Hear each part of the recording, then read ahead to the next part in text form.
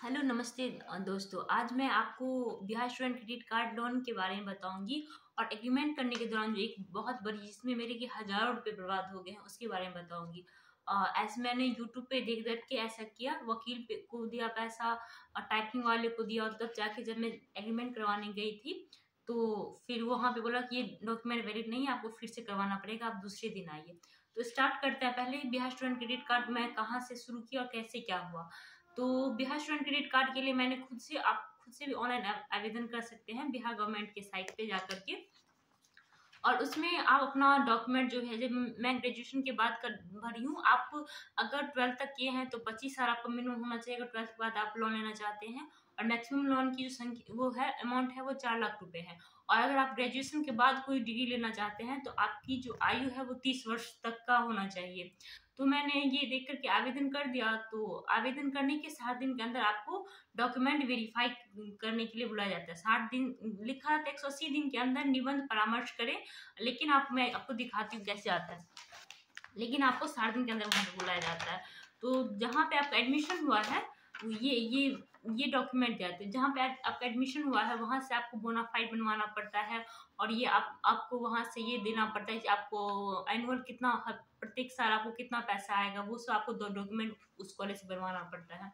और आपका जो ओरिजिनल डॉक्यूमेंट है 10th 12th और ग्रेजुएशन, इसका मार्कशीट और इसका सर्टिफिकेट ये लेकर के, और 60 दिन के अंदर अपने को एप्लीकेंट, आप अकेले नहीं जाएगा, अकेले जाइएगा तो आपको वापस कर दिया जाएगा। वहां से बोला जाएगा नहीं, आप को एप्लीकेंट को साथ में, यानी कि सह आवेदक को साथ में। सह आवेदक जो है वो आपकी माता भी हो सकते हैं और आपके पिता ही बन सकते हैं। लेकिन जो सह आवेदक होते हैं उनको 2 बार, मिनिमम 2 बार, आपको एक बार ये डॉक्यूमेंट वेरीफाई करने के टाइम में जाना पड़ता है और दोबारा जो है वो लोन एग्रीमेंट के टाइम जाना पड़ता है। तो 60 दिन के अंदर आप जहाँ से भी एडमिशन हुआ है आपका, वहां से आप बोनाफाइड बनवा लीजिए, जो बोनाफाइड स्टूडेंट है यहाँ के, और कितना एनुअल खर्चा है वो अपने नाम पे बना, हर का अलग अलग नाम होता है। जो हाँ ये नाम की स्टूडेंट है हमारे यहाँ, इसके इतना एनुअल ये होगा, इतना उसका वो चार्ज बता देंगे। और उसका जब आप जाएंगे तो सारा डॉक्यूमेंट जो 60 दिन के अंदर जाने एक बार वेरीफाई करने के लिए जाना होता है, जिसके बाद आपको ये जो कि फॉर्म भरने के टाइम में आपको लास्ट में ये पेज रहता है प्राप्ति रसीद, वो साथ में आपके ही साथ में रहेगा। तो ये लेकर के आप वो जितना ओरिजिनल डॉक्यूमेंट है उसका फोटो स्कैन करते हैं, उनको और कंप्यूटर पे अपलोड करते हैं। और फिर आप और आपके साथ जो आपके गार्जियन जो को एप्लीकेंट में जिनका आपने नाम दिया होगा, उन दोनों का, आपका भी और आपके गार्जियन का भी फोटो लिया जाता है और थंब इम्प्रेशन लिया जाता है, आधार कार्ड से मैच कर रहा है कि नहीं मैच कर रहा है, ये दो लिया जाता है। और उसके बाद जब हो गया ये, तो अब ये सारा डॉक्यूमेंट हम लोग जमा कर दिए। अब ये वेरीफाई करने के लिए आपका कॉलेज जहाँ भी है, दिल्ली है, महाराष्ट्र है या बिहार में है कहीं, वहां पे जाएगा कि ये स्टूडेंट वैलिड है कि नहीं वैलिड है। तो फिर वहां पे जाकर के वहां भी 1-2 मंथ लग जाते हैं कम से कम, जो हाँ ये वैलिड स्टूडेंट है। फिर वहां से आता है फिर वापस आपके जिले में, जो डीआरसीसी, हर जिले में एक डीआरसीसी ऑफिस होता है। तो फिर वहां से वेरीफाई हो कि अगर आपकी यूनिवर्सिटी ने वेरीफाई कर दिया तो वहां से फिर पटना जाएगा आपका डॉक्यूमेंट, जो ये स्टूडेंट वैलिड है। तो फिर वहां से लोन सेंशन के बारे में बताएगा। डीपीओ जो होता है डिस्ट्रिक्ट प्लानिंग ऑफिसर, वो अप्रूव कर देंगे अगर आपका। तो उसके बाद ये सेंशन होके पटना जाएगा, जो आपको मतलब अब लोन सेंशन अनुबंधित किया जाएगा कि नहीं किया जाएगा। तो वेरीफाइड बाय डीपीओ कर लिखा रहा है, उसके 1 मंथ से 1.5 मंथ के अंदर आपको लोन सेंशन हो जाएगा। लेकिन क्या होता है, लोन सेंशन के बाद भी मेल पे ना वो आपका जो पीडीएफ कितना लोन आपका सेंशन, आप 4 लाख के लिए अप्लाई करते हैं तो वो देखते हैं कि आपको कितना मिला। जैसे कि मैं 4 लाख के लिए अप्लाई की थी तो मुझे 2,31,000 से वहां से मतलब मुझे अप्रूवल मिला। तो उसके बाद अगर आपको कर देते हैं तो फिर सेंशन हो जाता है, तब भी आपको पीडीएफ नहीं आता है। तो वो बोलते हैं जो अब जब आप एग्रीमेंट करवाने जाते हैं, लोन जब लिखाएगा approved, loan approved BSEFC approved by DPO लिखाएगा, उसके बाद आपको 100 का बॉन्ड पेपर और अपना सारा ओरिजिनल डॉक्यूमेंट अपने को एप्लीकेंट के साथ लेके जाना होता है। तो हम लोग वहीं पे गलती क्या की, यूट्यूब पे देख करके हम लोग इसको ऐसे करके 100 का बॉन्ड पेपर तो खरीद लिए, और यहाँ पे टाइपिंग जैसा जैसा लिखा था वो वैसा टाइपिंग करवा के हम लोग, और यहाँ पे को एप्लीकेंट का सिग्नेचर करवा के ले गए। और इसमें हम लोग को 500-600 वकील को दिए, 200 टाइपिंग वाले को दिए, और ये 100 का जो है वो वहाँ पे आपको 150 से 200 तक में मिलेगा। मिल गया तो हम लोग ये सब करवा के ले गए। उसके बाद क्या हुआ, जब गए वहां पे सब कुछ बोले, डॉक्यूमेंट निकालिए, ओरिजिनल डॉक्यूमेंट से सब कुछ हम लोग जमा कर दिए, बोले अब हो ही जाएगा। तो वहां पे जाके बोलते नहीं अब नहीं होगा आपका, आप ये क्यों ये लिखवा के क्यों लाए हैं। तो हम बोले जो आपका तो कहीं पे लिखा नहीं है, ना ही आप कहीं वेबसाइट पे डाले हैं जो कैसा रहना चाहिए नहीं रहना चाहिए, इसके बारे में कहीं वीडियो भी अवेलेबल नहीं है। तो हम लोगों ने यूट्यूब पे डाल के और ये गूगल से डाल करके हम लोग ऐसा बनाए थे। तो फिर मेरे फादर उसी दिन हम लोग को करवाना था, क्योंकि मुझे अगला दिन हमको अपना कॉलेज आना है।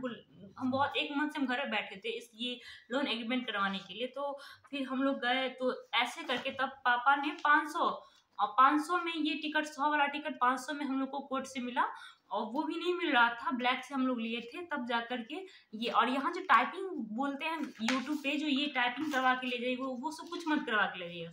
सिर्फ आप अपने नाम पे बोलिएगा हमको एग्रीमेंट करवाना है, तो अपना नाम, अपने को अप्लीकेंट का नाम और आपका एड्रेस रहेगा, और इसके नीचे ये कुछ नहीं। ये जो आप देखते हैं यूट्यूब पे जो हाँ ये आपका नाम रहेगा, इतना लोन सेंशन, वो सब आपको नहीं लिखना है, वो आपका डीआरसीसी कार्यालय में जाकर के वो लोग लिखेंगे। ठीक, तो अब मैं अपने पापा को दिखाती हूँ, वो भी बताएंगे कि हम लोग कितना परेशानी का सामना करना पड़ा था। और डीआरसी ऑफिस के अनुसार ही नहीं, वास्तव में डीआरसीसी ऑफिस का निर्णय न्याय संगत है। हाँ, उन लोगों ने हम लोग की बहुत हेल्प की, वो लोग वेट किए। हम लोग 5 बजे तक नहीं पापा, हम लोग 5 बजे तक वहाँ पे, वो उन लोग का टाइमिंग रहता है, लेकिन वो लोग 5:10 5:15 तक हम लोग के लिए वेट किए। तो डीआरसीसी वाले का बिहेव जो था वो बहुत अच्छा था।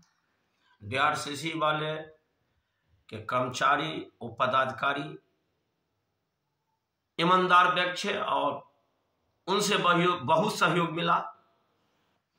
लेकिन यूट्यूब वाले ने जो कहा, जो अधिवक्ता के पास जाओ तो एफिडेविट बनाओ, ये सब सारी जो है वह गलत बातें, धोखाधड़ी है।